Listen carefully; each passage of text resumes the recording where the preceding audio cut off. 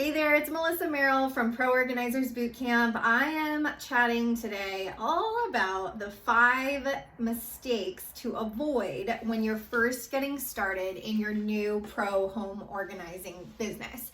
So, take it from me, Melissa Merrill here in San Diego, California. I ran a home organization business called Let's Get You Organized for about 10 years, grew and scaled, hired a team, served a territory of over 100 square miles, served 250 clients in 2018 alone, was on several podcasts and blah, blah, blah, all of that stuff, right? But I'm here to talk to you today about the 5 mistakes to avoid. I've been there, I've done that, and this is what I hate to see newbie pro organizers getting themselves into and getting stuck on. So let's dive right in.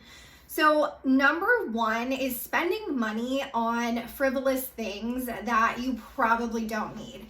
When you're starting a business, it's so important to stay lean, mean, and green and keep that green coming in, right? So you want to stay cash positive. It's really easy to go into debt when you're a business owner. You especially have a formed business where you're now paying taxes and you're on the record. If you're in a state like California, like where I live, you have to automatically pay $800 just to operate an LLC, things like that. So you want to make sure that you're living lean in your personal budget as well. You know, maybe not going to Starbucks as much, or maybe canceling that super fancy gym membership that you never use, and maybe doing something that's a little more budget friendly. Things like that that you can really start to look at and cut back on are going to be helpful. But in your actual business, you got to focus on what's actually going to bring you an ROI. So do you need branded photos? Do you need photos of you so that you can build that know, like, trust factor, which is what I've talked about in other videos that I've done here on my YouTube channel? And do you need to show your face more on social media, use them in your email marketing, use photos of yourself, all of that good stuff? Okay, great, but can you barter those services? Do you have a friend or family member that's an aspiring photographer that would love to have a model and try it out on you, and you get some free photos from it, right? Or do you need to pay hundreds or thousands of dollars for fancy photos from a fancy photographer? Ask yourself these questions. I've also done a video on DIY website basics. So do you really need to go out and pay someone to build your website, or can you do it for free? Do it on the cheap. Buy a simple $15 domain and build your website from there, where you're paying less than $500 for the domain and the web hosting and everything all included. Ask yourself these questions. Stop spending money on frivolous stuff that you don't need at the beginning, and really get clear on your budget so that you stay cash positive and not go into the negative.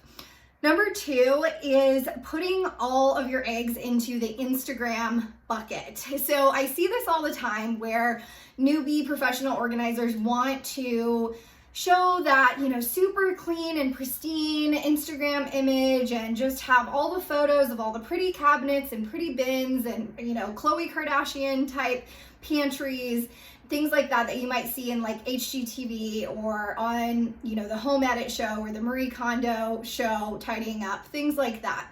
Those are fun, but those are fluffy, right? My style of organizing was always real organization for real people. I was the type of organizer that made my clients very, comfortable before I was invited into their homes. I was very friendly. I was very down to earth. I would always make the joke, you don't need to clean before I come over. A lot of people would, have to hide all their skeletons in the closet. And it's like, I'm going to find them anyway. So I hate seeing organizers get trapped in this Instagram bucket where that's all they think marketing is, and they only want to be on social media, and they only want to be posting like stock images or, God forbid, photos that aren't even theirs, that they don't have rights to, that aren't royalty free or stock images, and they're just posting them on Instagram pretending that they're their own photos. Don't do that, because that can get you into trouble, and it's not working with integrity because it's not work that you've actually done.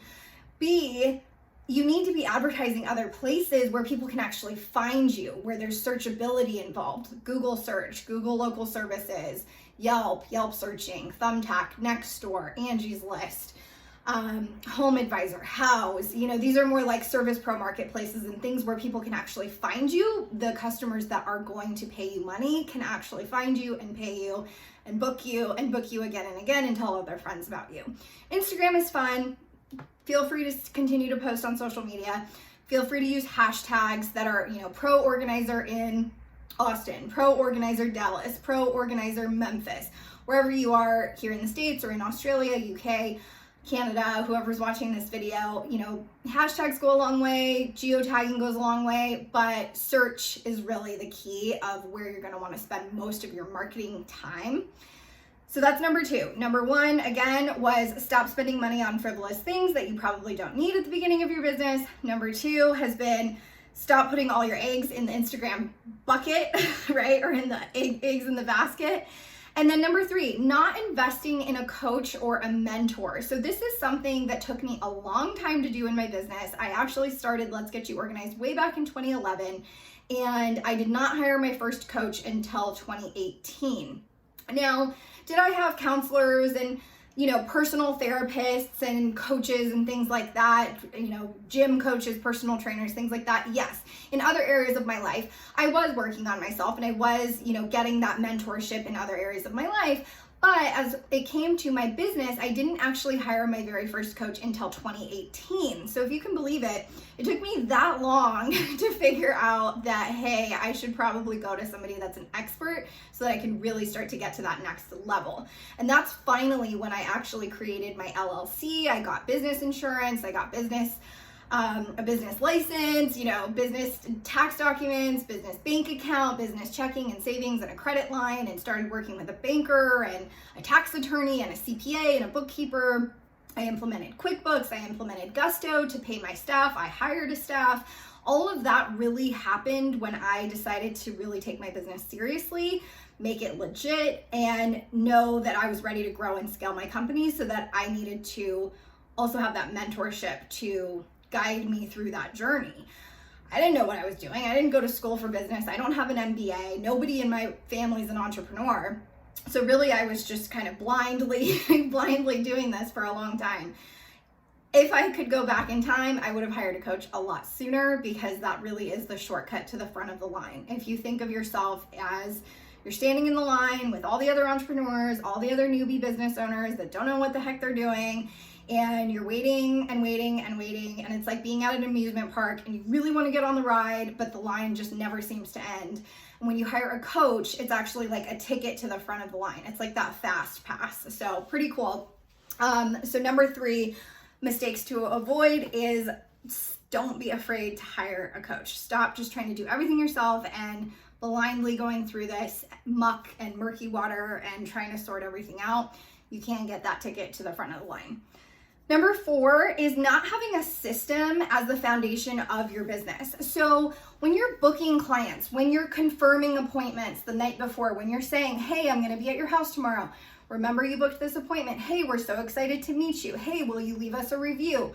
Writing those thank you notes, knowing when to follow up with clients, knowing when to email clients. Maybe you're having a spring cleaning special or a back to school special or a holiday decorating special. Hey, let's go through all of your holiday decorations in the garage. Let's sort out what to keep, toss, donate, and then let's actually decorate your house. There's various different seasonal offerings that you can provide in your home organization business. How are you going to get that word out to them if you're not marketing to them and constantly staying in contact with them, trying to get referred business or trying to get repeat business? You need a system really to back you up on this. So trying to keep everything in pen and paper, trying to keep everything in just Google Calendar that doesn't talk to your PayPal, that doesn't talk to your QuickBooks, that doesn't talk to your bank account, that doesn't talk to your Excel doc where you keep all your client information. You got to have a system to really streamline it all. I've done a video on my preferred system that I used in my business. It's called HoneyBook. But any CRM or field service management, FSM type solution that fits your needs and your budget should be what you set up your business with. So instead of just having all of this stuff all over the place, having to do everything manually, you don't have a system that's automatically texting customers, hey, we're on our way, we're running a little late, we hit traffic, hey, your appointment's confirmed for tomorrow, hey, will you write me a review, so on and so forth. Really just start to implement a system that's going to help you do all of that. Invoicing, payments, the whole 9 yards. You need it, believe me.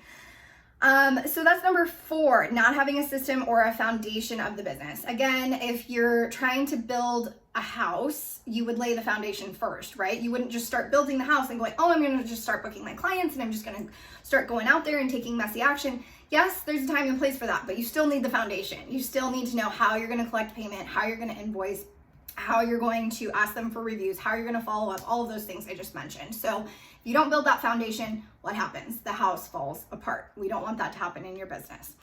Number 5 mistake to avoid, and then we'll wrap up this video, is doubt, self-doubt. So doubting yourself.